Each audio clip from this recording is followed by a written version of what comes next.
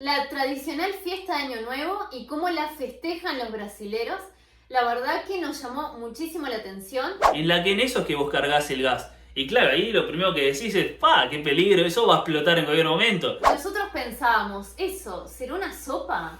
Claro, pensábamos que estaban tomando caldo las personas en la calle, con 30 y pico de grados. Hola, ¿cómo están? Bienvenidos a un nuevo video. Para los que no nos conocen, mi nombre es Lourdes. Y yo soy Pablo. Somos uruguayos viviendo en Florianópolis. Y en el video de hoy les traemos la segunda parte de las cosas que nos chocaron acá en Brasil, que fue lo que nos llamó más la atención desde la primera vez que vinimos y a lo largo de este tiempo que llevamos viviendo acá, que para los que no saben, llevamos 2 años y medio ya acá en Brasil. Hicimos una primera parte que si no la viste te lo dejamos por acá arriba. Pero por ahora seguí en este video hasta el final, no te lo pierdas, que está muy bueno. Y antes de empezar, no olvides de suscribirte a nuestro canal y activar la campanita para recibir notificación cuando subamos los próximos videos. Bueno, en primer lugar, algo que nos llamó mucho la atención y nos chocó fue cuando vinimos de turistas y veíamos muchas personas, brasileros más que nada, pero también turistas, consumiendo una bebida en un vasito de color amarillento y nos parecía medio extraño, no sabíamos bien qué era. Y por todas partes veíamos caldo de cana. A todos los barrios que íbamos acá en Floripa, leíamos ese cartel y nosotros pensábamos, ¿eso será una sopa? Claro, pensábamos que estaban tomando caldo las personas en la calle, con 30 y pico de grados. Un caldito ahí. Y decíamos, pero ¿cómo van a tomar sopa las personas en pleno verano con el calor que hace? ¿Están locos? ¿Cómo van a tomar eso? Y claro, no lo queríamos probar porque nosotros estábamos seguros de que eso era sopa. Hasta que bueno, llegó el último día que nos quedaba de vacaciones acá en Floripa.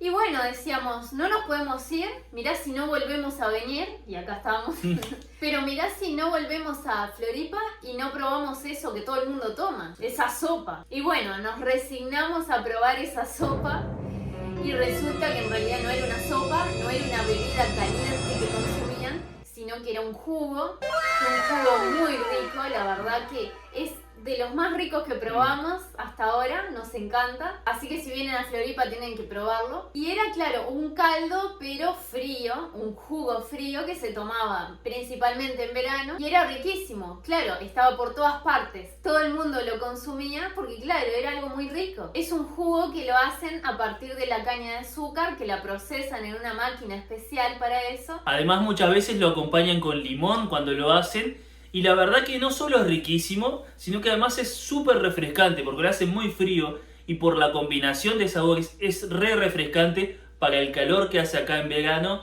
es una cosa de locos. Así que bueno, fue algo que nos chocó de entrada, el pensar más que nada que las personas estaban tomando sopa caliente en pleno verano y resultó ser un jugo que era bastante rico. Así que bueno, fue algo que nos sorprendió muchísimo. Bueno, segunda cosa que nos llamó mucho la atención es algo que en realidad no nos dimos cuenta cuando vinimos de turistas, ni siquiera al principio cuando llegamos a vivir, sino ya cuando teníamos auto y fuimos a cargar combustible, que es la variedad de combustibles que hay. Porque en Uruguay vos tenías solo para cargar combustible, tenías la nafta y el gasoil. Eran las dos opciones que tenías. Pero acá tenías diésel, gasolina, etanol y GNV. Y claro, ni puta idea de lo que era etanol y GNV. Entonces, claro, cuando fuimos a la estación de servicio, al posto de combustible, como se dice acá, y fuimos a colocar combustible en el auto, claro, cuando se acerca el pistero nos dice, bueno, ¿qué van a poner? Decimos nafta. Claro, ya ahí de entrada ya le erramos feo, porque en realidad acá a la nafta se le dice gasolina. Incluso el diésel, bueno, es el gasoil de Uruguay. Entonces, bueno, ya ahí le erramos de entrada. Bueno, resulta que ahí hablando con la persona nos dice, bueno, en realidad se le dice gasolina. Entonces, bueno, colocamos gasolina, listo.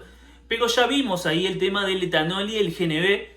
Y después nos tuvimos que ponernos a informar y a preguntar a ver qué era eso. Y todavía aumentó más la sorpresa cuando vimos que el etanol era alcohol que le ponían directamente al auto. Y dijimos, bueno, esperá, ¿cómo? ¿Alcohol al auto? Bueno, le mete una botella de callaza, capaz.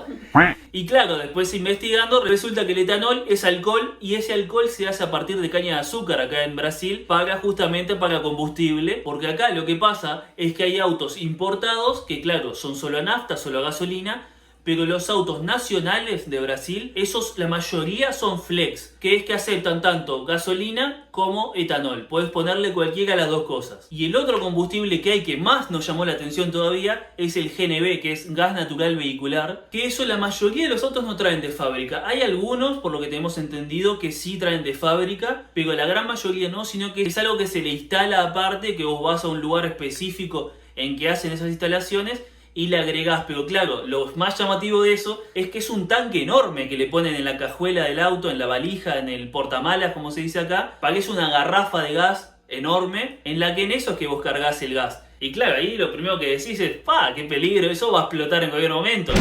Vos veías en los postos de repente, porque tienen que levantar aparte de la tapa, y veías los tanques ese y decías, qué negocio esto. Porque claro, además yo estaba re asustada con eso. Cada vez que íbamos a cargar combustible, cuando ya teníamos el gas, el GNV, todas las personas tenían que salir afuera del auto, pararse en un costado, abrir el portamalas, el maletero, abrir la parte de adelante para cargar. Y claro, te daba como miedo de que saliera el tanque ese volando, como que te chocaba bastante. No es algo común de ver en Uruguay, en realidad no existe eso en Uruguay.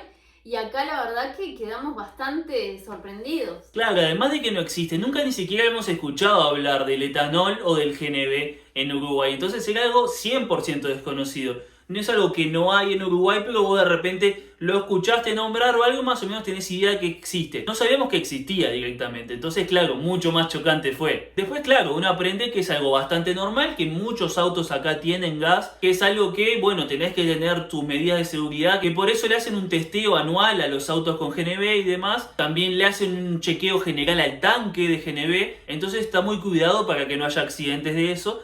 Pero bueno, es algo que a alguien que viene de afuera y no tiene idea le llama un montón la atención. La verdad que no sabemos si el gas, el GNV, se usa solo acá en Santa Catarina o si se usa también en otros estados y en otras ciudades de Brasil, si es algo común. Así que eso, si nos pueden despejar la duda en los comentarios, les agradecemos. Bueno, la tercera cosa que nos chocó bastante, nos llamó muchísimo la atención, fue en Año Nuevo. La tradicional fiesta de Año Nuevo y cómo la festejan los brasileros. La verdad que nos llamó muchísimo la atención. La primera vez que pasamos el Año Nuevo acá, nosotros vivíamos en Jurerê y teníamos la playa bastante cerquita de nuestro apartamento.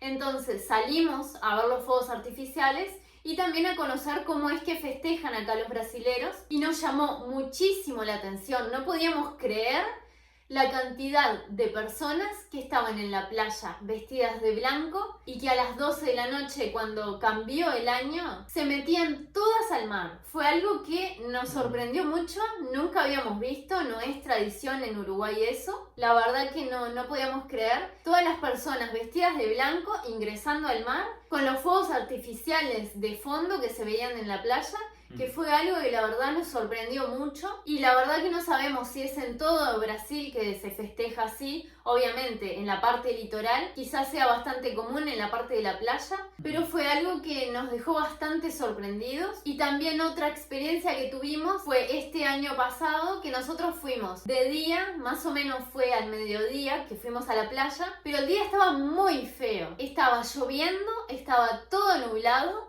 Y era impresionante la cantidad de autos que estaban todos estacionados en la beira de la playa. Todas las personas que estaban saliendo de la playa, todas mojadas, todas con frío, con una toalla, porque se habían metido en el mar. Y días anteriores no era así que las personas estaban en la playa, en los días feos. Pero fue justo antes del cambio de año. Así que capaz que algún brasilero nos puede dejar en los comentarios qué significa eso, si tiene algún significado, si es alguna tradición. Nos gustaría saber porque la verdad que nos sorprendió bastante que con la lluvia que había y justo un 31 de diciembre las personas estaban todas en la playa bañándose, mojándose, y en Año Nuevo todos ingresando al mar también y vestidos así de blanco. La verdad que fue algo muy llamativo. Si te está gustando el video hasta ahora, no olvides de dejarnos tu like y no olvides de suscribirte y activar la campanita. Bueno, la cuarta cosa que nos llamó mucho la atención es la cantidad de cerveza que toman los brasileños.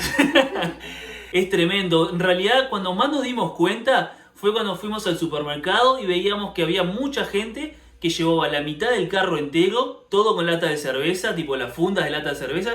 Aparte que los carros, si no vieron en los videos de supermercados nuestros, son enormes, son el doble que los de otros países. Y era tremendo la cantidad de cervezas que decíamos, para acá. Y ahí pensábamos, bueno, está, capaz que no es para el consumo de ellos, capaz que es para algún negocio, algo de eso, está. Pero claro, después empezamos a ver que mucha gente llevaba así. No, y además algo que veíamos es que tenían la cerveza en el carro y la abrían en el medio del supermercado, iban tomando cerveza como si nada, y eso nos chocó bastante porque no veíamos eso nosotros en nuestro país, no estamos acostumbrados a ver eso, y muchas personas consumiendo cerveza caliente en el medio del supermercado y no podíamos creer. Fue algo muy llamativo, la verdad. Otra cosa que pasaba mucho era que estábamos en el apartamento, ¿no? Tranqui, y de repente se escuchaba a cada rato ruido abriendo latas, ¿viste? El clásico ruido pérfico a cada rato, era tipo bastante continuo, y decíamos, wow, están tomando lindo.